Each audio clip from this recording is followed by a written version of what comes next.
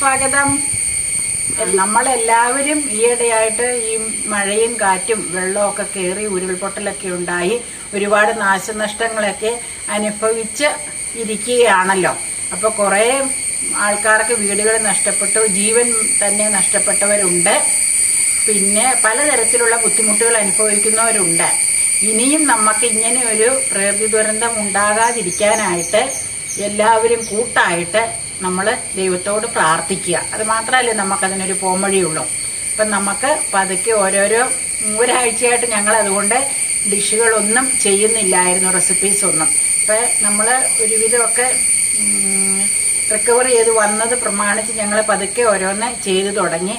അപ്പം ഇന്ന് നമ്മൾ ഒരു ബീഫും ഏത്തക്കായും വെച്ചുള്ളൊരു മെഴുക്ക് പുരട്ടിയാണ് കാണിക്കുന്നത്. അതായത് നെയ്യുള്ള ബീഫ് ചേർത്ത് നെയ്യുള്ള ബീഫ് ഏത്തക്ക ഇട്ട് ഉലർത്തുന്നത്.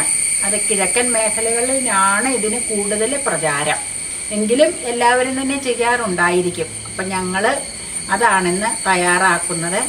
അപ്പം നിങ്ങളെ അറിയില്ലാത്തവരൊക്കെ ഇതൊന്ന് കണ്ടിട്ട് ഒരു പ്രാവശ്യമൊക്കെ നല്ല നെയ്യുള്ള ബീഫ് മേടിക്കുമ്പോൾ ഇതൊന്ന് ചെയ്ത് നോക്ക്. ഇത് പൂർണ്ണമായിട്ടും ഇഷ്ടപ്പെടുമെന്നാണ് എനിക്ക് തോന്നുന്നത്.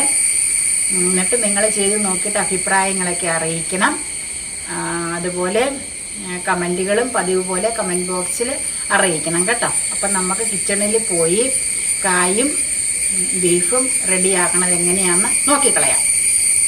അതായത് ബീഫ് നമ്മൾ ചെയ്യണത് ബീഫ് വേവിച്ച് വെച്ചേച്ച് അതിന് പാകത്തിന് വിളഞ്ഞ ഏത്തക്ക, പച്ച ഏത്തക്ക എടുത്ത് അരിഞ്ഞ് ഏത്തക്ക മുക്കാലും വെന്ത് കഴിയുമ്പോൾ അതിലേക്ക് ബീഫ് ഒന്നോടെ ചേർത്ത് ഇളക്കി ഒന്ന് വെള്ളം വറ്റിച്ചെടുക്കും.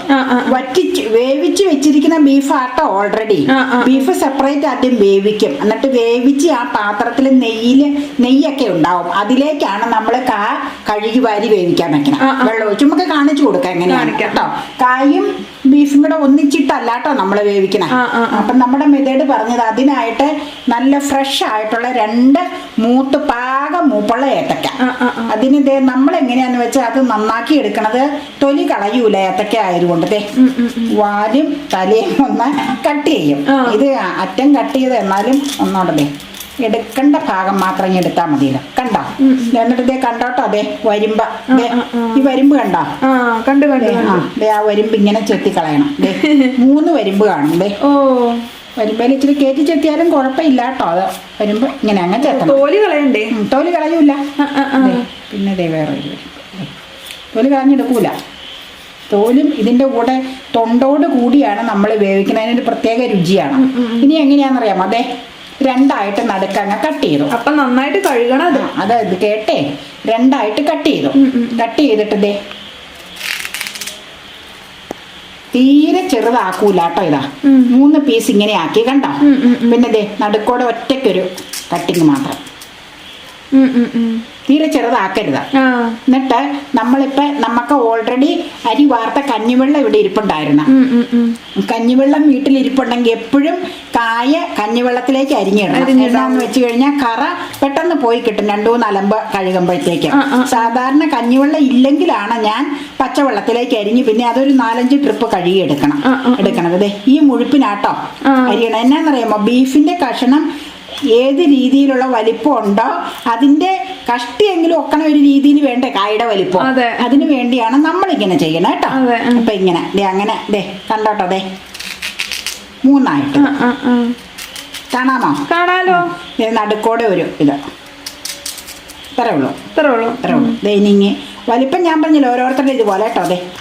ഇച്ചിരി വലിപ്പത്തിലരിയും. എന്നിട്ട് നമ്മളിത് സെപ്പറേറ്റ് വേവിച്ചെടുക്കുക. എന്നിട്ടാണ് ബീഫ് ചേർക്കണം.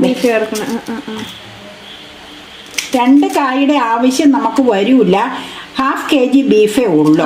അപ്പൊ നമുക്കൊരു 1.5 കാ ചേർത്ത് കളയാം. അതുപോലെ മതി. ഒത്തിരി ആയാൽ കാ തന്നെയാവും, പിന്നെ ബീഫിന്റെ ഇത് കിട്ടൂല. അപ്പൊ നമ്മള് ഒരു പകുതിയും കൂടെ ഇതിന്റെ എടുക്കാം. പകുതി ഭാഗം എടുക്കാം കേട്ടോ. പകുതി ഇവിടെ ഇരിക്കട്ടെ. ഞാൻ 1.5 കായ എടുത്തോളം 1/2 കാ മാറ്റി വെച്ചു കേട്ടോ. 1/2 കഷ്ണം. ഇനി കഞ്ഞിവെള്ളത്തിലേക്ക് അരിഞ്ഞിട്ടത് നന്നായിട്ട് മുഴുപ്പിനാ. ഇതൊന്ന് ചെറുതാക്കണമല്ലോ മണി. ഇത് കട്ട് ചെയ്തത് ചെറുതാവാഞ്ഞതാ. അകത്തോടെ ഇത് ഏറിയിട്ടുണ്ട് കത്തി. ഇങ്ങനെ ഒരു 3-4 ട്രിപ്പ് ഞാൻ കഴുകി എടുത്തോണ്ട് വരട്ടെ, എന്നിട്ട് നമുക്ക് വേവിക്കാൻ വെക്കാം കേട്ടോ. 3-4 ട്രിപ്പ് കഴുകണം. പിന്നെ കഴുകി കറയൊക്കെ കളയണം, അല്ലെങ്കിൽ പിന്നെ കറ ചുവയ്ക്കൂല, ചമർപ്പുണ്ടാവും. ഞാൻ കഴുകിക്കൊണ്ട് വരട്ടെ, പുറത്ത് കൊണ്ടുപോയി കേട്ടോ. ഞാൻ ആ കഞ്ഞിവെള്ളത്തിൽ ആദ്യം ഒന്ന് കഴുകി, അത് കഴിഞ്ഞ് 3-4 പ്രാവശ്യം സാധാ പച്ചവെള്ളം ഒഴിച്ച് കഴുകിയതാണ് ഏത്തക്കായ. ഇനിയിപ്പോൾ ഇത് വെള്ളത്തിലിട്ടേക്കുവാണെങ്കിൽ നമുക്ക് ഇറച്ചി വേവിച്ച് ആ കുക്കറിലേക്ക് ഈ കായ ഇട്ട് ഇച്ചിരി ഉപ്പും മഞ്ഞളും ഇട്ട് വേവിക്കണം. അപ്പൊ ഇറച്ചി വേവിച്ച കുക്കറിൽ തന്നെ വേവിക്കണം. എന്തെന്നാന്ന് വെച്ച് കഴിഞ്ഞാൽ അതിൽ സ്വല്പം നെയ്യുടെ അംശമൊക്കെ ഇരിപ്പുണ്ടാവും. അപ്പൊ നെയ്യ് ഇതിലേക്ക് പിടിച്ചോളും. അപ്പൊ നമുക്കതൊന്ന് കാണിച്ചാലോ? കാണാം. അതിനു മുമ്പ് ഇറച്ചി കുക്കറിൽ വേവിച്ച് ഞാനൊരു കണ്ടെയ്നറിലേക്ക് എടുത്ത് വെച്ചതാണ് കേട്ടോ. ഇതാ ഇറച്ചി എങ്ങനെയാ വേവിക്കണെന്നുള്ളത് നമ്മൾ ബീഫ് റോസ്റ്റിന്റെ റെസിപ്പി ഉണ്ടല്ലോ, അതിന്റെ ലിങ്ക് വേണമെങ്കിൽ ഒന്ന് ഇട്ട് കഴിഞ്ഞാൽ അവർക്ക് നോക്കിയാൽ കാണാൻ പറ്റും ബീഫ് റോസ്റ്റിന്റെ. അപ്പൊ അത് വേവിച്ച് വെച്ചിരിക്കുന്നതാണ്, ഉലർത്തിയിട്ടില്ല കേട്ടോ. നന്നായിട്ട് വേവിച്ച് കുക്കറിൽ നിന്ന് കോരിയെടുത്ത് വെച്ച് ഇനി മൂടട്ടെ. ഇതാ മൂടട്ടെ. എന്നിട്ട് നമുക്ക് ഇത് മാറ്റി വെച്ചേച്ച് കുക്കറിൽ ഇത് വേവിച്ചതിന്റെ കുറച്ച് അംശങ്ങളൊക്കെ ഇരിപ്പുണ്ട്, അതിലേക്ക് കായ എടുത്ത് ഇടണം. ഇതിലേക്ക് പകർത്തിക്കും കണ്ടോട്ടോ. അതെ ഈ വെള്ളം ഒഴിക്കൂല കേട്ടോ, വേറെ വെള്ളം ഒഴിക്കണത്. ഈ കറജവ ഇതിൽ വന്നാലോ. അതെ ഇനി സാധാരണ ഇതിന് പാകത്തിനുള്ള ഉപ്പ് ചേർക്കണം, പിന്നെ ഇച്ചിരി മഞ്ഞപ്പൊടിയും ചേർക്കണം കേട്ടോ. ഇറച്ചിയിൽ ഇതെല്ലാം ഇട്ട് നമ്മൾ വേവിച്ച് വെച്ചേക്കണം. അപ്പൊ ഇതിനാവശ്യത്തിനുള്ള കുറച്ച് വെള്ളം ചേർക്കണം വേവാനുള്ളതേ. നെകക്ക വെള്ളം ഇത് മതിയാവും. ദേ കായ്ക്ക് പാകത്തിനുള്ള ഉപ്പ്. ഇനി ഉപ്പ് നമുക്ക് കുറവുണ്ടെങ്കിൽ ഞാൻ പറഞ്ഞില്ല നമുക്ക് ചേർത്താൽ മതി. ഒരു സ്വല്പം മഞ്ഞപ്പൊടിയും കൂടെ ചേർക്കണം കേട്ടോ. പൊടിക്ക് പോരെ? മതി. നമുക്കൊരു പൊടിക്ക് വെള്ളം കൂടെ ഒഴിച്ചേക്കാം അല്ലേ? മതിയാവും. ഇതേ ഞാനൊന്ന് ഇങ്ങനെ ഒന്ന് ചുറ്റിക്കണം നെയ്യിലേക്ക്. അത് ചൂടാകുമ്പോൾ നെയ്യ് ഇറങ്ങിക്കോളും അതിലേക്ക്. ഇനി നമുക്ക് ഗ്യാസ് ഓൺ ചെയ്ത് കുക്കർ അടയ്ക്കാം. നമുക്ക് കുക്കർ അടയ്ക്കാം കേട്ടോ. ഒരു 2 വിസിൽ വന്നാൽ മതി, എന്നിട്ട് നമുക്ക് ഓഫ് ചെയ്യാം. അത് കഴിഞ്ഞിട്ട് നമുക്ക് ഈ വേവിച്ച് വെച്ചിരിക്കുന്ന ഇറച്ചി അതിലേക്കിട്ട് ഇളക്കണം, മിക്സ് ആക്കണം കേട്ടോ. അപ്പൊ നമുക്ക് അടച്ച് വിസിൽ ഇത് വരട്ടെ, എയർ വരുമ്പോൾ നമുക്ക് വെയിറ്റ് ഇടാം. നമ്മളിത് ഏത്തക്ക വേവിക്കാൻ വെച്ചു, 2 വിസിൽ അടിച്ചായിരുന്നു. അത് കഴിഞ്ഞിട്ട് നമുക്കൊന്ന് തുറന്ന് നോക്കാം. ഇച്ചിരി വെള്ളം വറ്റാനും ഇച്ചിരി വേവും കുറവുണ്ടാവും. അതെന്താന്ന് വെച്ചാൽ ഇറച്ചിയും കൂടി ഇട്ട് നമുക്ക് മിക്സ് ചെയ്തിടാം. നോക്കട്ടെ കേട്ടോ. അടപ്പ് ഞാൻ ഇങ്ങനെ എടുക്കാം, മാറ്റിട്ട് അടുപ്പിലേക്ക് തെറിക്കാം. നോക്കിക്കേ ഇങ്ങനെയാണ്. അടിപൊളി. ഞാനൊന്ന് ഇളക്കി കാണിക്കട്ടെ. ഇളക്കിക്കോ. വെള്ളം പറ്റിയില്ലേ? വെള്ളം പറ്റി. ഇനി നമുക്ക് എന്നാ ചെയ്യേണ്ടതെന്ന് അറിയാമോ? കാണാലോ. ഇതിലേക്ക് ഞാൻ ഈ കുക്കറെ എടുത്ത് എന്താന്ന് വെച്ചാൽ ഈ കുക്കറിലാണ് ബീഫ് വേവിച്ചത്. അപ്പൊ പിന്നെ അതിന്റെ നെയ്യ് ഇതിൽ പറ്റിപ്പിടിച്ചിരിക്കണോണ്ടാട്ടോ ഇച്ചിരി കായ ഇട്ടോളെങ്കിൽ അതിൽ തന്നെ വേവിച്ചേ. ഇനിയിപ്പൊ നമുക്ക് മുഴുവൻ ബീഫ് ഇതിലേക്ക് ചേർക്കണോ? മുഴുവൻ ചേർക്കാല്ലേ? എന്നാ ഇടട്ടെ. ഇട്ടോ. ഒറ്റ പീസായിട്ടിരിക്കണം. ഇനി നമുക്ക് ഇതൊന്ന് നെയ്യാണ് ഫുള്ള്. നല്ല ടേസ്റ്റ് അതുകൊണ്ട് നെയ്യുള്ള ഇറച്ചി മാത്രമാണ് ഇങ്ങനെ ചെയ്യാവുള്ളൂ കേട്ടോ. തേങ്ങാക്കൊത്ത് ഇടുമ്പോഴും ഏത്തക്ക ഇടുമ്പോഴും എല്ലാം. പിന്നെ വേറൊരു കോമ്പിനേഷൻ ഉണ്ട് നമ്മുടെ നാട്ടിലൊക്കെ, ഇവിടെ അത്രയ്ക്ക് കുറവാ, കൂർക്ക ഇറച്ചി കൂടെ അങ്ങനെ ഒരു കോമ്പിനേഷനും ഉണ്ട്. ഇനി നമുക്ക് കുക്കർ അടയ്ക്കണ്ട, തുറന്ന് വെച്ച് ഒന്ന് മിക്സ് ആക്കണം. ഇത് വെള്ളം കായുടെ വറ്റിയത് കൊണ്ട് ഇനി വേറെ വെള്ളം നമുക്ക് ചേർക്കണ്ട, ടേസ്റ്റ് മാറും. ഞാൻ ഓർത്ത് ഇച്ചിരി വെള്ളം അതിലുണ്ടാവുന്ന, പക്ഷെ വെള്ളം ഇല്ല, നെയ്യുടെ ഇത് ഇറങ്ങിക്കോളും. നമുക്ക് ജസ്റ്റ് ഒന്ന് ചൂടാക്കിയെടുക്കാം കേട്ടോ. എന്നിട്ട് നമുക്ക് ഉള്ളികളും കുരുമുളകും വേപ്പിലും എല്ലാം ചതച്ചെടുത്തേച്ച് ഉലർത്താം. ചൂടാക്കാം.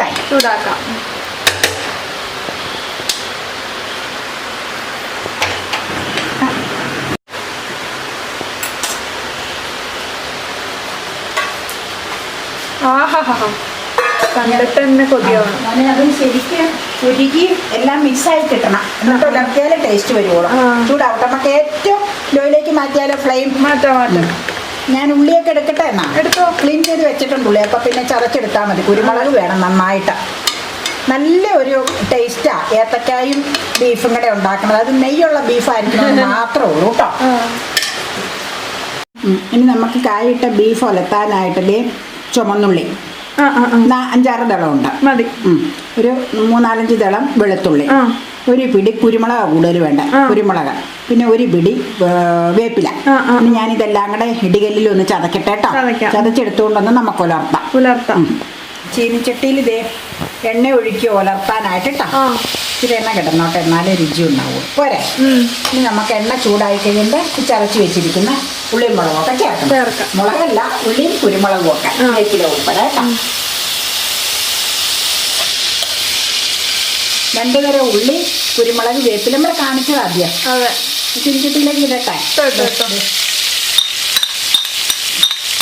നല്ല ടേസ്റ്റ് ആവും. ഇപ്പം നെല്ല് വന്നു ഇട്ടപ്പോൾ കുരുമുളകും വെളുത്തുള്ളിയുടെ ഒക്കെ നല്ലത്. നന്നായിട്ട് മൂത്ത് കഴിയുമ്പോൾ ചതച്ച മുളക് കൂടി നമ്മൾ ചേർക്കണം കേട്ടോ. അത് ചേർത്ത് ആവശ്യത്തിന് ചേർത്ത് ഉലർത്തിയെടുക്കാം. അന്നേരം ബീഫും ഏത്തക്കായും കൂടെയുള്ള റോസ്റ്റ് റെഡിയാവും. ബീഫ് വിത്ത് ഏത്തക്കായി. നമ്മളത് വെളിച്ചെണ്ണ മൂത്ത് കഴിഞ്ഞിട്ട് 2 തരം ഉള്ളി, കുരുമുളകും വേപ്പിലയും കൂടെ ചീനിച്ചട്ടിയിലേക്ക് ഇട്ടു. അത് ഒരുവിധം മൂപ്പാകുമ്പോൾ നമ്മൾ ചതച്ച മുളക് പൊടിയാണ് ചേർക്കണം കേട്ടോ. ചതച്ച മുളക് പൊടി ചേർത്ത് മൂപ്പിച്ച് സാധാരണ ബീഫ് ഉലത്തിയെടുക്കണം. നല്ല സ്മെല്ല് വരുന്നുണ്ട്, മൂത്തിട്ടുണ്ട്. നമുക്കിതേ മുളക് പൊടി ഇതേ ഒരു കാര്യം പറഞ്ഞിട്ടത്, ഈ സ്പൂണിന് 1.5 ആട്ടോ ചേർത്തേക്കാം. വേഗം ഇടുക, എന്നാന്നോ മൂത്ത് തുടങ്ങിയതാ, കരിഞ്ഞു പോയാൽ കൊള്ളൂല്ലതാ. 1.5 ചേർത്ത് എന്നാന്ന് വെച്ചാൽ കുരുമുളക് നന്നായിട്ട് ചേർത്തിട്ടുണ്ട്. പിന്നെ നമ്മൾ വേവിച്ചപ്പോൾ മസാലകളൊക്കെ ചേർത്ത് എരിവ് അതിൽ ഓൾറെഡി ഉണ്ട്. പിന്നെ ഒത്തിരി അല്ലെങ്കിൽ എരിവിന്റെ കുത്തിലാവും. ചതച്ച മുളകിന് പൊടിക്കുന്ന മുളകിലും കുറച്ചുകൂടെ എരിവ് നിൽക്കും കേട്ടോ. അങ്ങനെയൊക്കെ ചില വിശേഷങ്ങളുണ്ട്, ട്രിക്കുകളുണ്ട്. അതെ, ട്രിക്കുകളുണ്ട്. ബീഫ് അതിലേക്ക് ഇട്ടാലോ? മൂത്തു. ഇനി നീങ്ങാത്ത തന്നെ പിള്ളേ, കയ്യും മറ്റും തണുപ്പുണ്ട്.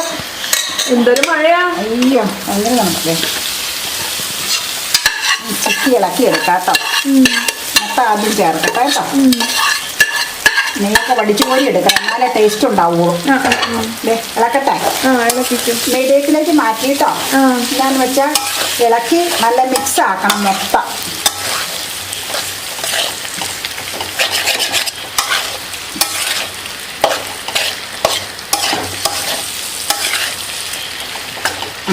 അവിടെ കിടന്ന് ഉലരട്ടെ അവൻ. അല്ലേ, നല്ല സ്മെല്ലൊക്കെ വന്നില്ലേ? നല്ല സ്മെല്ല് വന്നുണ്ട്. കായൊക്കെ ഇനി കായിലേക്കൊക്കെ അത് നെയ്യൊക്കെ ഇറങ്ങിക്കോളും. ഇച്ചിരിയോട് ഇതിനൊക്കെ എടുക്കാൻ ഉണ്ടാക്കിയെടുക്കണം.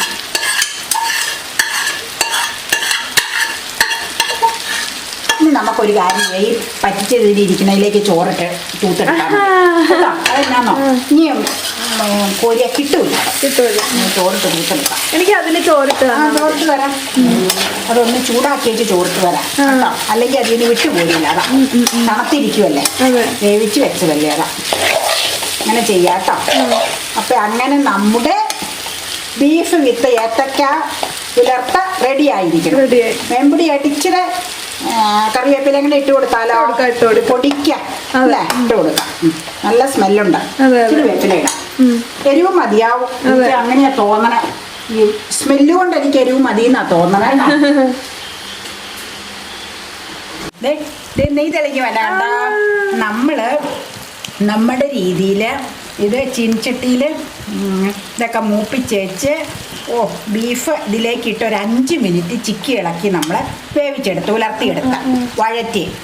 എത്ര കൂടുതൽ വഴറ്റണമെന്നുണ്ടെങ്കിൽ കൂടുതൽ ടൈം വെച്ചാൽ മതി. അതൊക്കെ എല്ലാവർക്കും അറിയാം.